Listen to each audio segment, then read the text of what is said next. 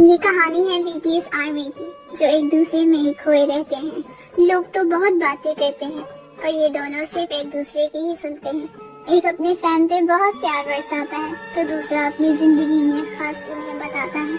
एक कहता है कि कभी बदलना नहीं, तो दूसरा कहता है कि हमें छोड़ के कभी कहीं जाना नहीं। एक कहता है कि तुमसे ही मेरी पहचान है, तो दूसरा कहता है एक तू ही तो बस मेरी जान है। एक कहता है कि तेरे अलावा मेरा कोई अपना नहीं, तो दूसरा कहता है तेरे अलावा मुझे और कोई दिखता ही नहीं।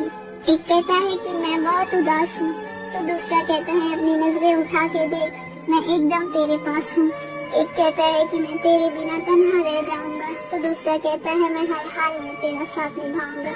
एक कहता है कि कब तक तू मेरा साथ निभाएगा, तो दूसरा कहता है जब तक जिंदा हूँ दिल में तेरा ही नाम लिखा जाएगा। हाँ, ये कहानी है बीटीएस आर्मी की।